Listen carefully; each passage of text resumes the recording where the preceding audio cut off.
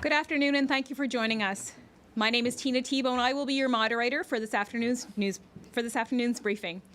Joining us today, the Honourable Stephen McNeil, Premier of the Province of Nova Scotia, and Dr. Robert Strang, Chief Medical Officer of Health for Nova Scotia. Go ahead, Premier. Thank you, Tina. Today we're reporting one new case of COVID-19. That case is in Central Zone as close contact to a previously reported case. There are 27 active cases in our province. Our case numbers continue to remain low, and I want to say thank you to everyone for that. You are working hard to follow the protocols, and it's showing. We are concerned about the high number of cases in other provinces, specifically Alberta, where many Nova Scotians are working. These are our rotational workers who split their time between two provinces. A number of our cases are connected to rotational workers. Currently, when they come home, they are expected to get a test within the first day or two of arriving home, and then again within a week of being home. Not all rotational workers are complying, and that's a problem because if they are symptomatic and going out without a test, they could be unknowingly spreading that virus. So we had to make a tough decision, but we believe it is the right one. Effective Friday, it will be mandatory for all rotational workers to get tested. Audits will be done, and if they do not get their first test, they will be called and reminded to get their second test. And if they do not get their second test, they will be fined $1,000 for that. Rotational workers are supposed to follow the 14-day modified self-isolation, and now with this mandatory test policy, it is our hope that we can identify COVID sooner and slow the spread and reduce our cases while we continue to roll out our vaccine program. Today, the first doses were given to our frontline healthcare workers in the Western Zone, and yesterday, frontline healthcare workers in the Cape Breton Regional Hospital received their first doses. And our vaccine rollout strategy branches out to our long-term care facility as well, starting with Northwood. As long as the vaccine continues to roll in weekly, our strategy will continue to roll out across the province. It will take time, but we will get there, and we thank you for your patience. Over to you, Dr. Strang. Thank you, Premier, and good afternoon, everybody. Before I start, I just want to recognize Doug Strickland, who is 102 years old, lives in North Sydney. This is the tie of his regiment, the West Nova Scotia Regiment, and he served in that with that regiment throughout all of World War II. So I wanted to recognize you, Doug. Thank you for your sacrifice and the example that you provide for all of us as we work together to battle COVID. As the Premier said, today we are reporting one new case of COVID-19 in Central Zone, and that person is a close contact of a previously reported case. Since October 1st, there have been 445 cases in total, and 418 of those are considered resolved, so we now have 27 active cases of COVID-19 across all 4 health zones. Unfortunately, no one is in hospital. Our numbers continue to be encouraging, with most of our cases being linked to previously known cases or travel outside of the province. And we've seen a day recently with 0 cases, and again, only 1 today. So while this is great news and encouraging, we cannot get complacent. We are still not quite at the 2-week mark from New Year, and we're only a few days into public school students returning to the classroom and post-secondary students coming back to the province for their second term. Most of the rest of Canada is in the middle of an intense second wave, with substantial health impacts and requiring far stricter restrictions than we have in Nova Scotia. Earlier this afternoon, Ontario declared a state of emergency, and they have imposed a stay-at-home order across their province. So while I know it's hard to do, even though our numbers are low and stable, we have to continue our cautious approach. What we are doing is working, and we want and need that to continue. So I'd like to move on and provide a brief update on our immunization efforts. So since we administered our first vaccine in Nova Scotia on December 16th, our total number of delivered doses is now 3,831. Most of those are people with their first dose, but we have begun to give some people their second dose as well.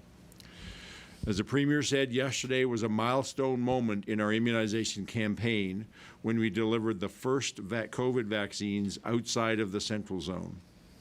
The vaccine is now in Cape Breton, and the first clinic was held yesterday at Cape Breton Regional Hospital for healthcare workers, both hospital workers and local long-term care facilities as well. Today, there is a similar clinic at the Valley Regional Hospital, so the first healthcare workers in the Western Zone are beginning to receive their vaccine. And the first clinic in Northern Zone will be launched next week. In addition, the first clinic outside of a hospital setting was also launched yesterday when we began at Northwood's Halifax campus, and the first long-term care residents in the province received their vaccine. We all know how hard Northwood was hit during wave 1 of the pandemic, and I'm very happy that we were able to start vaccinating those residents and staff. It's also the first time we administered the second vaccine, the Moderna vaccine. And later this week, we're expecting to receive 2 shipments of vaccine, 5,850 doses of Pfizer vaccine and 3,700 doses of Moderna vaccine. Some of this vaccine is designated for the cold storage site at Colchester East Hants Health Center. And as I said, that's where we'll begin the first immunizations in the Northern Zone. And we will also see more long-term care facilities in Central Zone beginning to offer vaccine as we expand to Shanx Parkstone Enhanced Care tomorrow, Northwood Bedford campus on Friday, and Ocean View on Monday. And we've also identified 2 long-term care facilities in Cape Breton who are preparing and training staff as we speak. So we expect immunizations to start at Northside Community Guest Home and Shanx Harborstone Enhanced Care in Cape Breton next week. As I mentioned last week, there have been many groups reaching out wanting to be first in line to receive the vaccine because of their jobs or medical status. And again, I ask people to please be patient. We know who is at the highest risk of getting COVID-19, getting severely ill, or dying. Along with healthcare workers, these are the people who will receive the vaccine first when we're able to move beyond our phase 1. The federal guidance is very clear on this, and that is what we will be following. And that's why when we get to the end of phase 1 into phase 2, we will start to immunize people who are 80 plus who live in communities.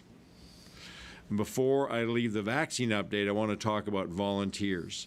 We've had a lot of questions about how people, or about how we will staff the vaccine clinics. We've had a lot of people saying they'd like to volunteer, and we've said we'll need volunteers. So I'm happy today to say that the Nova Scotia Health Authority now has a posting on their website so that people will know exactly how they can volunteer. And in the government, we'll be making sure that we share that information on our website and through our social media channels. So there'll be lots of opportunity people for now to start to understand what volunteering entails, and the many interested volunteers can start to put their names forward. And I thank everyone who's willing to do that. As the Premier said, on December 18th, we started with voluntary testing for rotational workers.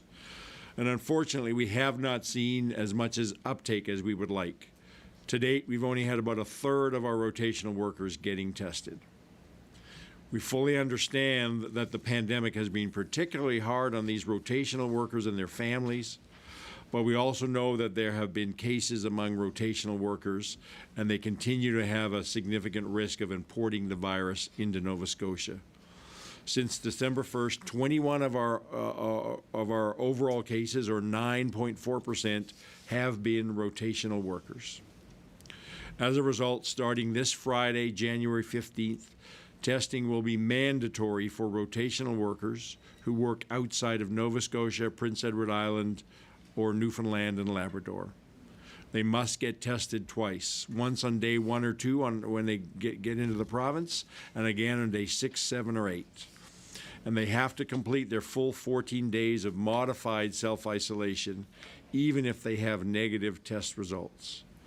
That's because a negative result on one of these days is not definitive, proof of having no infection. However, it is an important step in detecting infected rotational workers before other people in their home become able to spread the virus when they themselves are out in the community. So the testing of the rotational workers is critically important, and that is why we're making it mandatory at this point. And I want to stress that we're not blaming or looking to single out rotational workers. We appreciate and acknowledge that the work they are doing, leaving Nova Scotia to earn a living for their families, but also contributing to our economy, and it's a necessity. But by making the testing mandatory, we're trying to protect rotational workers, their families, and our communities from the virus. So this testing is an added layer of protection for them and for us. Audits will be done to check testing data for randomly chosen rotational workers.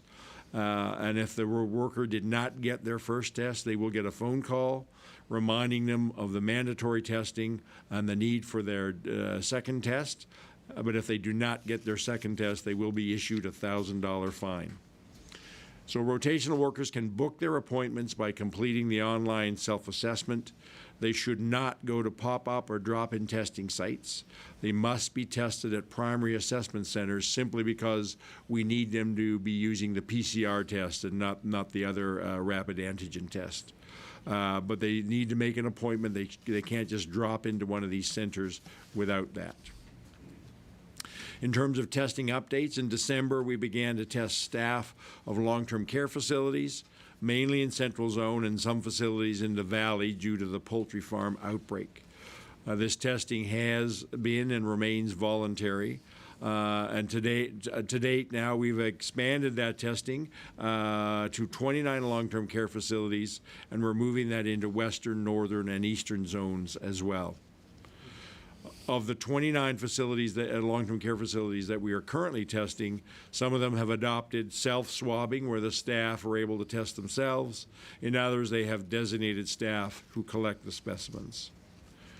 We're also working with transition homes and shelters to ensure that their staff are using one of the existing testing streams to be tested, regardless of where they are in the province, to minimize COVID being introduced into these shared living facilities, with the knowledge that those who need to use the shelters are at increased risk if they do get COVID, and because of their shared living environment, there's an increased risk of an outbreak.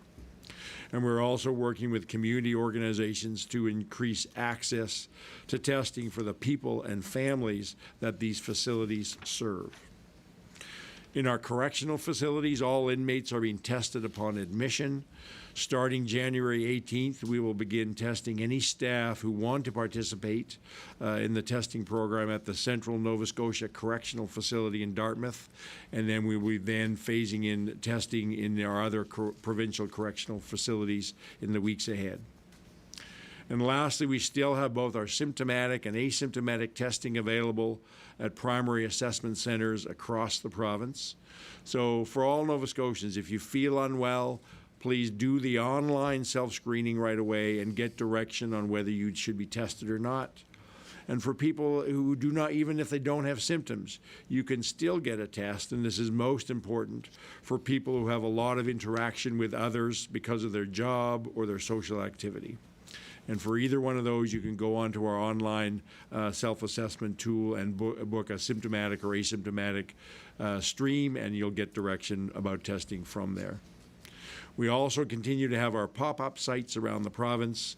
Because they're a rapid test, you have to be 16 or older, so if people are 16 or older, you can get a rapid test at these sites with no appointment. The dates and locations are always posted on the Nova Scotia Health Authority website around those scheduling. The test itself is quick, and you can get your results in a matter of minutes. I've got a mix-up in my pages here, so... We're also working with the Restaurant Association of Nova Scotia on another innovative response to COVID. Today, the Restaurant Association of Nova Scotia has rolled out an electronic tracing app for all restaurants across the province who want to use it. It will be a simpler, easier way to collect customer contact information in case public health needs to reach them about a case. And I thank the Restaurant Association for their leadership in this area. It's another step taken to ensure restaurant staff and patrons remain safe. After Friday's announcements around tightening the border with New Brunswick, a number of questions have come in that I'd like to clarify. By and large, the rules that have been in place for travelers from outside Atlantic Canada apply to people coming from New Brunswick. For most people, you must complete the Nova Scotia Safe Check-in in advance, self-isolate for 14 days when you arrive, and respond to the daily email confirming that you are isolating as required. But there are just a few differences for New Brunswick that are necessary because so many people live on one side of the border and go to work, school, or have medical appointments on the other. And we've been working with New Brunswick on this. So we brought back the approach that we took in the public health order during the Wave 1 before we had the Atlantic bubble. Healthy people who need to routinely travel back and forth over the land border with New Brunswick for work or for school do not have to self-isolate when they come to Nova Scotia. They do not have to complete the Nova Scotia Safe Check-in. They will get a chit from the border staff to display on their windshield, so they don't need to stop at the checkpoint. They'll get that the first time they stop and explain their situation to border staff. For people who are looking for this, their travel has to be routine and ongoing. So if you only come for something like an occasional business meeting, then you do not get a chit and you would have to self-isolate for 14 days. But we have a lot of people who live on one side of the border and work on the other side of the border. Also people who go to school. There's a number of students who live in Amherst and go to Mount Allison, for example. So all of those people will be eligible. They can get the chit the first time they cross the border. For other folks, we would, we recognize the challenges, but we need to have the 14 days. If we would encourage people to look at other ways that they could accomplish their business or meeting with family or friends using virtual technology rather than crossing the border and having to deal with the 14-day isolation. Also, we know that there are people who come into Nova Scotia from New Brunswick or sometimes go from Nova Scotia to New Brunswick for essential medical treatment. And so those individuals, plus any support people they may need to take with them, can make those necessary trips without self-isolating. We know that there are post-secondary students who are or will this week coming up making their way back from New Brunswick to Nova Scotia University after the holidays. Also there may be people taking their traveling from parents taking their adult children to a New Brunswick university. So if you're taking a student from Nova Scotia to New Brunswick for the winter term, as long as you travel directly into New Brunswick, don't stay overnight, and maintain physical distance and wearing a mask, and using things like touchless payment for gas, drive-thrus for food. As long as you follow those, travel directly there and back, and have no close contact, then you do not have to quarantine when you get back from dropping your adult student child off in New Brunswick. And if people are coming from New Brunswick to bring a student here to Nova Scotia, the same rules apply. If they travel directly, don't have close contact, then they're not going to have to quarantine when they're here. They will have to make sure that stop at the border and explain their situation to the border the staff. We understand that we made this change quickly on Friday, and that may taken some people by surprise. So we've had a number of people reach out to us, and we've worked our way through this. So if you're in New Brunswick, because you plan to do your isolation there before coming to Nova Scotia, and you started that isolation in New Brunswick before we announced the Nova Scotia isolation. If you follow certain steps, we're not going to require you to have a second 14-day isolation when you come into Nova Scotia. So if you were already in New Brunswick as of January 9th, you can either complete your isolation in New Brunswick and then travel directly from your isolation site to Nova Scotia and the location where you're coming to Nova Scotia, and then you won't have to do the 14-day isolation in Nova Scotia. You have to do that within 24 hours of finishing your isolation in New Brunswick. Otherwise, you will have to then start a second 14-day isolation. If you choose this option, you are going to have to complete the Nova Scotia Safe Check-in, and as I said, go travel directly to your Nova Scotia location. If you choose to come to Nova Scotia partway through your isolation, you can do that too and finish your isolation here in Nova Scotia, but you still have to travel directly between your New Brunswick location and your Nova Scotia location. We're trying to have a degree of flexibility to accommodate people whose plans may have been changed because of a rapid announcement. So this applies only to people who were started their isolation before we made the announcement. If you come to Nova Scotia now, if you come to New Brunswick now and isolate and then come to Nova Scotia, you are not eligible and you will have to do a second isolation in Nova Scotia because you would have been aware of that requirement before you started your New Brunswick isolation. And lastly, I've been hearing anecdotes that there are a number of parents anxious about getting sport competitions back up and running, given that we have loosened restrictions in other areas, and I'm certainly aware of a lot of discussion on this on social media. I understand that it's frustrating, but we must continue our cautious approach. People are saying kids can't do sports, which is wrong. They can certainly practice. They can train, they can do skill development, but we're not quite ready to have them get back to actual games and competitions yet. Though games and competitions add another layer of interaction between teams, officials, and families. It's also at a time when we've just have kids going back to school, and then allowing games and competitions just adds another layer of kids interacting, kids from different schools and different communities interacting. So given that we just reopened our schools last week, we're not ready yet to add that another layer of exposure. As I said on Friday, one of our key priorities is having kids in school learning and doing everything we can to keep our community safe so they can stay in school. So I'd ask those people who are focused on what we don't have around sports to remind themselves how fortunate we are here in Nova Scotia.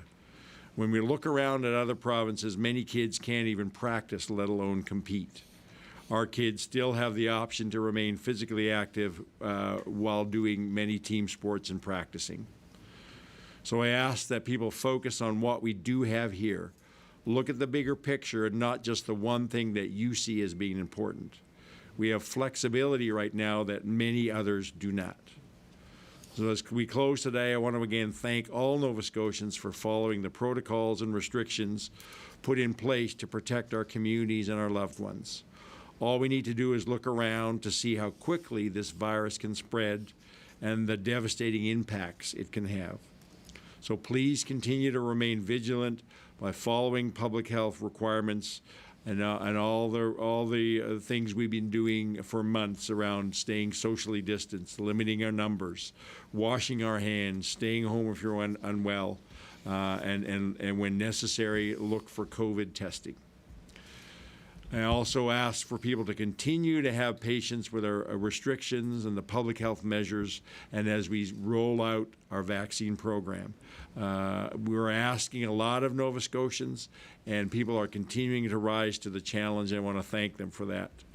By sticking together, we will get through this in the best possible way. Premier. Thank you, Dr. Strang. Before I turn it over to Tina, I too want to recognize Doug Strickland, who spoke, and all vets. This year in November past, we couldn't stand at our cenotaphs in our individual communities, but I hope you all know that in no way underscores how important we know you have been to building this country, quite frankly, and building our respective provinces and giving all of us the resolve to battle COVID here in our province, understanding what you had to go through to ensure that we are still here. And as we sit here today, there are men and women in uniform, both in military and law enforcement uniforms all across the world, from Canada, who are representing us with the Canadian flag. I want to wish them good health and safety and thank them for their service. Tina. Just a reminder, we'll take one question and one follow-up from reporters on the line in the allotted time for today's briefing. We'll start with Mike Gorman from CBC. Go ahead, Mike. Thanks. Dr. Strang, you've talked before about the vaccine rollout plan, and of course that 50% of delivered doses will be held back for the second inoculation. But a lot of people are noting the vaccine trackers online, which are showing the amount of vaccine that we're holding above and beyond that 50% right now. I just wonder if you could talk a bit about the rollout plan and the effort to get those needles into arms as soon as possible. So I think if we look at it, I went through a detail on what we're rolling out, but if we look at January, we stood up a single vaccine site here in Halifax in December. In January, we are standing up 4 other hospital sites, 6 long-term care facility sites.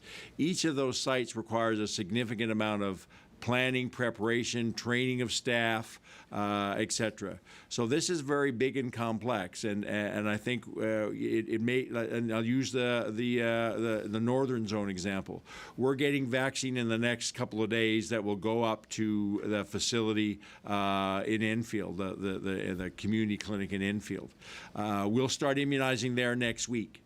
The reason it's taking a bit of time is that it's getting all the staff who are going to be immunizing up in that part of the province, getting them up to speed so they are fully trained, putting all the logistics in place. You have to remember that we are delivering as almost full healthcare services in our healthcare system on top of our COVID response, and then on top of that, again, we're layering the need to deliver a vaccine. So while it may look that it's taking a little bit of time, it's the biggest, most complex healthcare initiative we've ever done in this province.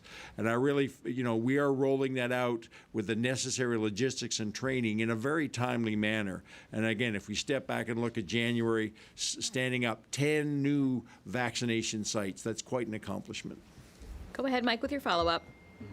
Thanks. On a different note, Premier, in 2020, Nova Scotia Power customers experienced an outage every single day of the year. And I wonder if you think that is sufficient service delivery for customers and what you make of Nova Scotia Power suggesting that that's actually progress in terms of their response.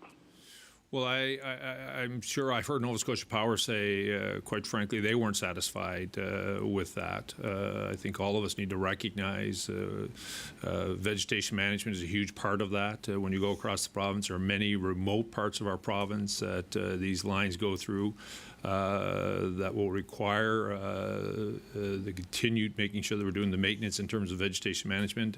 I also call upon all of us in our respective communities that when the sun is shining and our power is on and they want to clip the trees in front of our house, that we need to let them do that so they don't end up taking the power out in a winter storm. We all saw what happened with Dorian. Much of that was based on trees and vegetation. But they need to do better. I think they've acknowledged that. The piece of legislation, the Accountability Act that we brought in will help hold them to that. But I think we need to continue to improve the reliability of the system, and they're doing that. Next, we'll go to Jesse Thomas from Global. Go ahead, Jesse. Thank you. I guess I'm just, as we see cases in other provinces, and the Premier spoke about his concern, in particular with Alberta, I'm just wondering, given the numbers that you gave, Dr. Strang, of the number of cases tied to rotational workers coming back. When we saw some red flags and maybe why these mandatory testing and the threats of fines weren't brought in sooner. So we can always look back in hindsight. I mean, we always try to start with the a key public health principle is you start with the least, restrictive approach possible. So we worked with rotational workers. We initially started with a single test. Then we quickly moved to add the second test. But as we looked at our numbers in early January, really seeing that we're only getting a third. You know, it took us a bit of time to get some robust numbers to see, well, how did our initial approach work? And clearly it wasn't sufficient. So I think we moved very quickly. Then we have to add on the extra piece of making that mandatory, because the initial approach clearly, we needed to give it a few weeks to show whether it would work or not. It hasn't, so we're moving now to make it mandatory. Go ahead, Jesse, with your follow-up. I guess keeping in line with looking at how things are playing out with cases spiking in other provinces, in particular our neighbor in New Brunswick, I think as of January 1st, we've seen 218 cases there. I'm just wondering if you've had chances in your conversations, either the Premier or you, Dr. Strang, to discuss with New Brunswick, what are we doing here, perhaps, that's protecting ourselves better against, a second wave spike like we're seeing there? Is there any particular things that we can learn from New Brunswick? So I've had a couple of conversations with I have weekly discussions with all the chief MOHs in Atlantic Canada. Certainly, and my epidemiologists are getting information from New Brunswick. What they are seeing is they're having two clusters of cases. One associated with social gatherings around Christmas, and then a second surge associated with social gatherings around New Year's. You can, whether, we're not going to comment on what New Brunswick was or was not doing, but I think the fact that we have not had the same surge, to me, I read that as that Nova Scotians took seriously. We kept things very tight over Christmas. With good reason, and I think we're seeing why we did that. And I think Nova Scotians, by and large, followed that, understood why they needed to do that.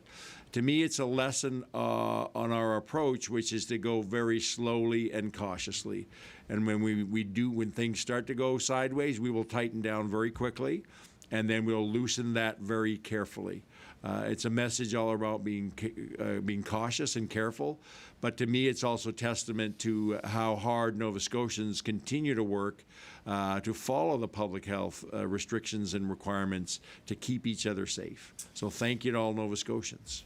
I just want to echo, I'm certainly not going to make a comment on what's happening in New Brunswick other than sending my support. And Premier Higgs and his team have done a tremendous job from the very beginning of this pandemic, and I would say all Atlantic Canadians have. But I do want to echo what Dr. Strang just said about Nova Scotians, and this really is about you, the people of this province. By and large, all of you followed what we asked you to do at Christmas time and New Year's, and knowing how difficult that is, I'm really proud of the fact that Nova Scotians kept our family gatherings to a minimum.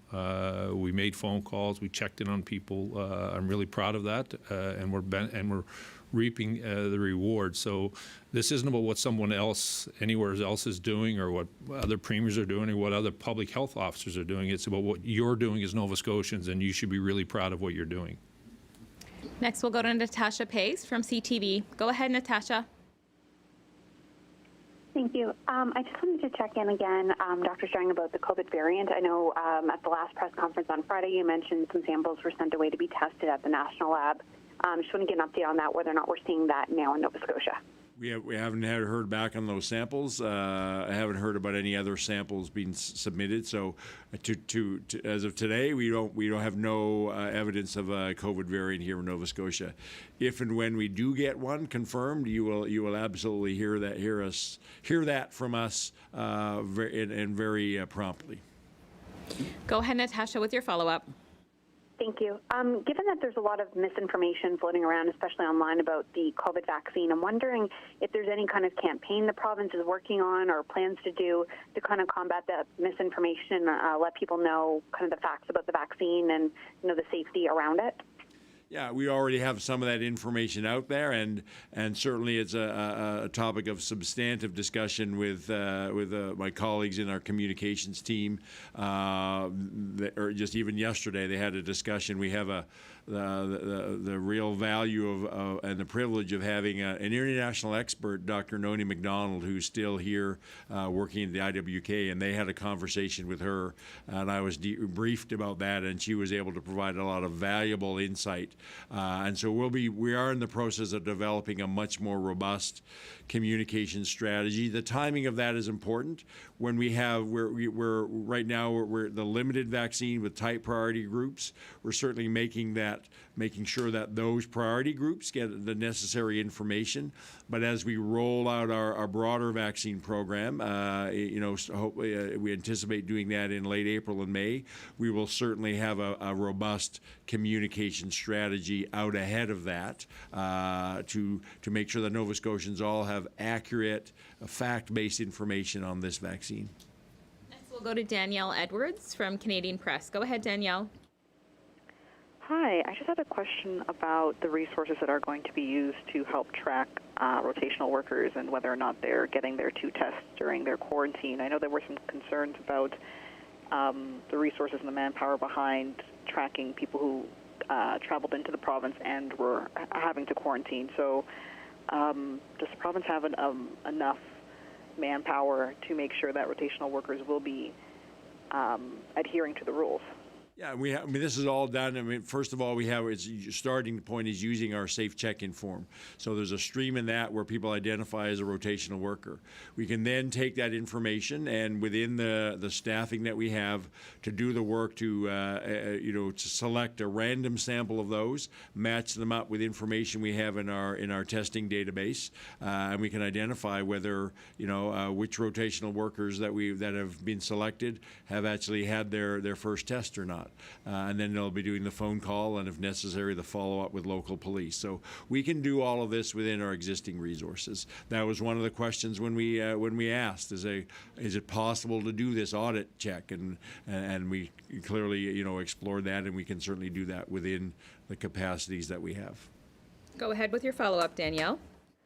I also have questions about that portion of rotational workers you said aren't or weren't getting testing when it was just a voluntary decision on their part. How did you get information on whether or not rotational workers were or not getting tested? So again, we went back to the same databases. So who was identified as a rotational worker in there through the voluntary safe check-in, and then we matched that up with the information and did they appear having a test result, positive or negative, in our database. And then when we did that work for looking for a number of weeks in December, when we looked at that very early in January, we saw that only a third of people who identified as rotational workers were actually having getting their COVID testing done. Next, we'll go to Kathleen Jones from All Nova Scotia. Go ahead, Kathleen. Dr. Strang, given that the first vaccines have been administered at both Northwood campuses, I'm wondering how many long-term care residents we can vaccinate per day at this stage. So I don't have an exact number. That's going to depend on the capacities within each long-term care facility. Some of them have greater capacity than others. It'll also depend on how we're slowly increasing the number of long-term care facilities that will be able to be vaccinated. So I think I don't have an exact number, but what I am confident in over the next few weeks, we're going to see a growing number of long-term care residents immunized every week as we move from January into February into March. Go ahead with your follow-up, Kathleen. Dr. Strang, during today's Standing Committee on Health, Janet Hazelton explained the necessity to increase staffing in nursing homes so residents can get a minimum of 4.1 hours of care each day, which is considered critical to keeping residents healthy and safe. What will the province be doing to increase staffing levels and achieve this level of care? So that's an answer really to, that's beyond my mandate, which is around public health and prevention, staffing in the healthcare system. There's many other folks I'm sure are looking at that and continue to work with our long-term care facilities and with the nurses union on that. And we will continue, as we do every year, to look at the complement of services that we're providing in long-term care facilities, make sure that staffing levels are appropriate. The same thing we do as we look at our acute care system, ensuring that we have the capacity to be able to provide acute care services when required. And we will continue to work with our partners. So I appreciate Janet's point of view at the Standing Committee. Next, we'll go to Tim Bousquet from the Halifax Examiner. Go ahead, Tim. Hi, good afternoon. Dr. Strang, I hear you on the pace of the vaccination rollout. It's early days, low numbers all the way around, both in terms of cases and vaccines received. But echoing Mike Gorman's comments, the public perception is, hey, Nova Scotia is, one of the worst in the country of getting this out. I don't think that's completely fair, but at this point, but moving forward, do you see a point where our percentages of vaccine delivered into arms will approach that of other provinces and regions, and when would that be? So Tim, thanks for the question. I'm not really concentrating and focusing on what other provinces are doing. I'm working with my colleagues around, are we doing the right things here in Nova Scotia? We're two things. We're holding back 50% of our vaccine because we're in the fortunate position that certainly all the scientific advice, the advice from the National Advisory Committee on Immunization is, if at all possible, stick with the 21 or 28-day schedule between two doses. Other provinces are looking at having to stretch that out because they're in a much different situation with COVID, and they're trying to get as much first dose of vaccine in other people's arms. So we don't have to do that because of all the other things we've done to control COVID.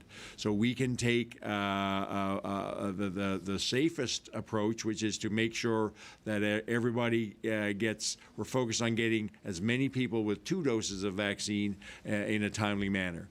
So that's one of the things that feeds into why we may look different than other provinces. I think we also have to recognize, as I said, that, and I've said this earlier, when we're not slow in vaccinating. We got vaccine on December 15th and started going to arms on the 16th. Those people then became eligible to get second dose on January 6th, and we started to immunize them on January 6th. It may take a few days to get vaccine and ship it to a new site and then stand up the clinics. But all of this is because we're at the very beginning, and you can't go from 0 to 100 miles an hour overnight. We're standing up the most complex delivery program. As we introduce each site, we'll become more efficient and effective over time as we get more and more vaccine to those sites. I want to reassure Nova Scotians that the vaccine that is coming into this province is going to the arms of Nova Scotians as quickly as possible. Public health has done something in this period of time of receiving the vaccine that I think is quite unique, just like we did around testing. We diversified our testing model. We are setting up vaccination stations across our province. This may be a surprise to some. Not everyone lives in the capital city. We are vaccinating people in Cape Breton today because we took our time and set up a system and were able to put that vaccine there. We're vaccinating people in the valley today because Dr. Strang and his team set up those protocols. Could we put that vaccine in someone else's arm quicker? Maybe. But the reality of it is we're about to receive in April through to April, May, and June 1 million doses. We want to make sure we have the infrastructure to put that vaccine in the arms of all Nova Scotians. And we're going to continue to do, and I'm going to continue to follow the good advice that I'm receiving from Dr. Strang and all those who are working in public health and those who are working in healthcare across our province to ensure that every Nova Scotian, regardless of where you live, can be reassured that your government and your public health officials are thinking about you as well. And we will continue to deliver the vaccine the way we have, which is a complex and a very diversified approach. And I want to assure you that you will receive a vaccine. Go ahead, Tim, with your follow-up. Yeah, just a quick question about the vaccine deliveries. Again, it's early days and there's only been a handful of them. But are they coming in a timely fashion? Are they coming in on a regular schedule when you expect them, or have there been delays? No, we have not. We've gotten a schedule of vaccines, and certainly for January into February, it started middle of December, and so far we're getting the vaccines that we expect to get at the time we expect to get them. So the delivery into Nova Scotia is going as planned and expected. Next, we'll go to Kyle Shaw from the Coast. Go ahead, Kyle. Thank you. A week ago, last Tuesday's briefing, my Coast colleague Victoria Walton asked about the change in university student testing, where it was in the fall 3 mandatory tests, and is now a single encouraged test for the winter term. And Dr. Strang said there are 2 reasons for the change. One is that public health can't actually make testing mandatory, and the second is that a single test given in the middle of the quarantine period seemed to be effective enough. And that's all fine. But today you've introduced mandatory testing for rotational workers, and those workers must get not 1 but 2 tests or face the fines. Wondering, why can you make testing mandatory for workers but not students, and why is it 2 tests instead of 1? Like, it seems there's one standard for students and another for workers. So my answer was not that we couldn't make it mandatory, but to make it mandatory, you need to be able to back up that mandatory with some kind of an enforcement process. Much more difficult to do that with the resources we have with students. The other piece is that it's different. Students are coming here one time for a term. What we need to, the most important thing to do, focus on those students, is have a 14-day quarantine. Adding testing is a supplement to that, but the most important thing is quarantining. With rotational workers who are coming in and out, by definition they're rotational, it becomes much more important that we actually have them tested each time they come in. So that's why it's not that we can't make mandatory for students, but all the other reasons around that, I'm comfortable saying we don't need to have a mandatory approach for students, while we do need to have a mandatory approach for the rotational workers, because they're fundamentally different things we're trying to accomplish. Remember, workers had a modified isolation, as Dr. Strang is describing. This is us working with those Nova Scotians who find employment outside of the Atlantic region to give them some level of freedom with their families when they get home. But the trade-off to that is getting tested. And they haven't been to the degree that we believe is appropriate. They will be fined if they choose not to. As Dr. Strang just said, university students and others who come into this province have to isolate for those 14 days. Those are very, very different circumstances. We're trying to work with rotational workers and their families. We just need their support. Go ahead, Kyle, with your follow-up. Okay, thanks. And thanks both of you. That's very helpful explanation. Now about another type of traveler. Is Nova Scotia ready to deal with travelers who've already gotten vaccinated elsewhere? I spoke with a snowbird in Florida who got the first shot of vaccine last week down there, and now they're awaiting their second shot. So once they're fully vaccinated, will they have to quarantine when they get back to Nova Scotia? Given what we currently know about the vaccine, the answer is yes. We do not yet have data to show that all the efficacy of the vaccine trials to date, both for Pfizer and Moderna, have been the efficacy of 94-95% is based on, that means the vaccine is 94 to 95% effective against against somebody getting symptomatic disease and getting severe illness. What we don't know yet from the vaccine trials, and we will get this over time, is whether vaccination stops people from getting asymptomatic infection. So we still don't know for sure. There's no guarantee yet that even if you're vaccinated, you couldn't be somebody who's asymptomatically spreading the virus. So it's too early. Until we get that data, we still have to have, even though people are vaccinated, they still have to follow all the public health protocols, including a 14-day quarantine for travelers. Next, we'll go to Nicole Fusecki from The Signal. Go ahead. Nicole, are you there? Oh, sorry about that. Hi, Dr. Strang, thank you. Which vaccine are you sending to the Northern Zone long-term care facilities? We'll be going to Moderna vaccine. It'll be used in our long-term care facilities. Go ahead with your follow-up, Nicole.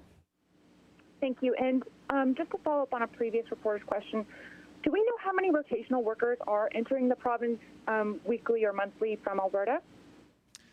So it's actually hard to get a handle on that. There's no organization. There's nothing that says they declare before they leave they're a rotational worker. We rely on them doing the safe check-in form. What's problematic for our data folks is to pick out individuals of all the people who sign the form. There may be one person who's going multiple times because they're a rotational worker. So we believe there's a few thousand rotational workers, but we actually don't have a very concrete, defined number of rotational workers. Next, we'll go to Blair Rhodes from CBC. Go ahead, Blair.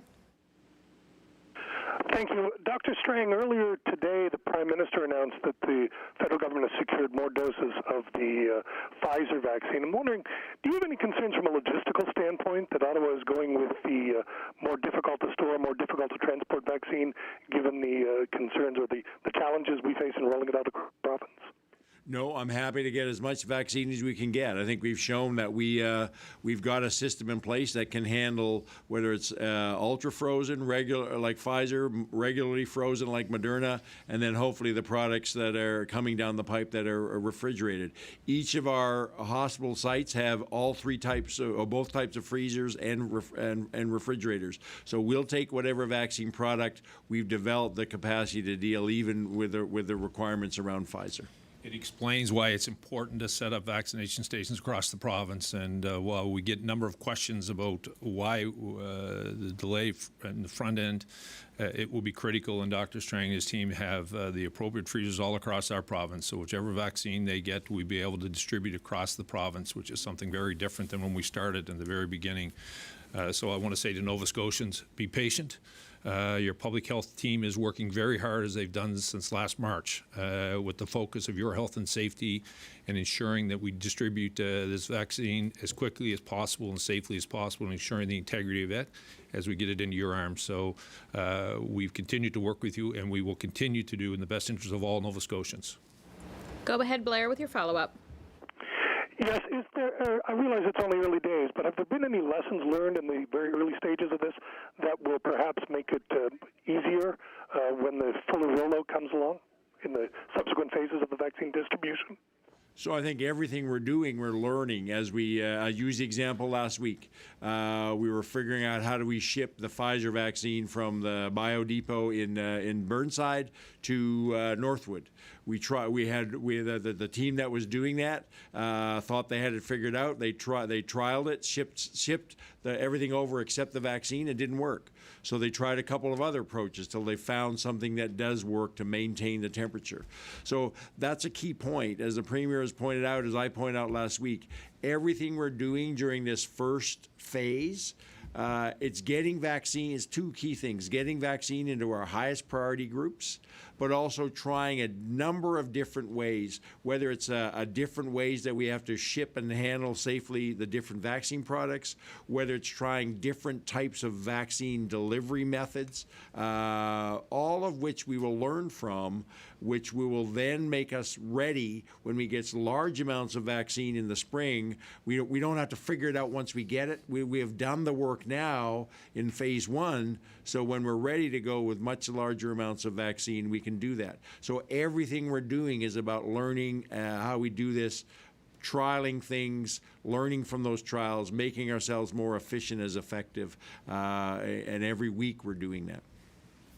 We'll go to Alexa McLean from Global. Go ahead, Alexa.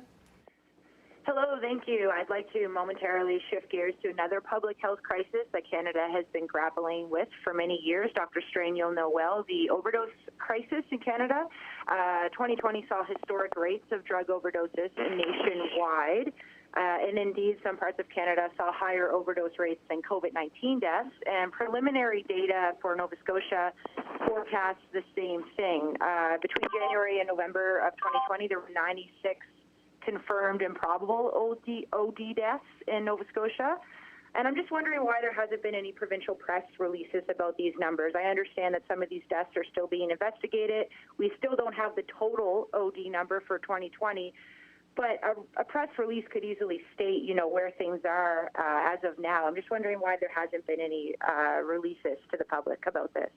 So we continue to release that information within the health system and to community groups like our needle exchanges, and just in the last couple of weeks we've had drug alerts that come through my office that then go out to community groups. So we haven't done the releases to the broad public, but I'm certainly comfortable that those who are on the front lines dealing with this, as well as our mental health addictions clinicians, they're all well aware of the information. I do want to point out that we actually, we'll wait to get our December data for the full 2020 data, but we've actually had a decrease in opioid-related overdoses. What we've had an increase in is in overdoses related to stimulant type of drugs, such as cocaine, which are much more difficult to manage because our approaches around naloxone, et cetera, don't actually work as well, aren't effective for other type non-opioid drugs. So it is complex. We still have lots of work to do. The data that you're talking about is going to those, though I believe, who need to know it, who are on the front lines. Go ahead, Alexa, with your follow-up. I appreciate that the front lines are receiving the data, but not everyone across Scotia is accessing community groups and mental health addiction. So that's why I asked the question about why a broader release didn't go out. I'd like to shift gears now to an internal report that I've come to gain knowledge of recently. It's compiled every month by the health department. It details at great length what communities across the province are witnessing with overdose numbers and illicit substances that are concerning. I've been told that this is an internal report that's not shared publicly because there are risks of identifying vulnerable individuals, but folks I've talked with, drug policy advocates, Health Law Institute members at Dalhousie, they say that it's actually more harmful not to share this very concise and detailed information with vulnerable people who use substances and their families, et cetera. So will there be any consideration to make these internal reports available to the public? I mean, they're put together every month, they're concise, they're easy to digest. It seems a lot easier to get information through these reports than multiple government websites.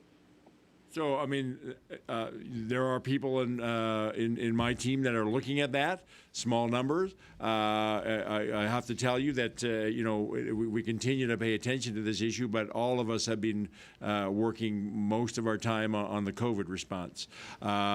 It's fine from people from Dalhousie to give their opinion, but we actually have legislation that governs and that requires us to protect people's private health information as well. So there certainly are discussions ongoing, based on the questions such as the ones you're asking about.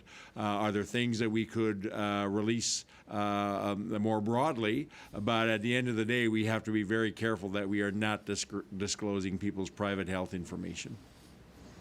That's all the time we have for questions today. Just a reminder to reporters on the line, this is a COVID briefing. Please try to keep your questions to COVID. Thank you. Go ahead, Premier. Thank you, Tina. I use this time often at the end of our news conference to say thank you to everyone. To our healthcare workers, to Dr. Strang and his team, to our department who have been supporting the COVID response, to our teachers, principals, students, and parents, and to all of you, I want to say thank you.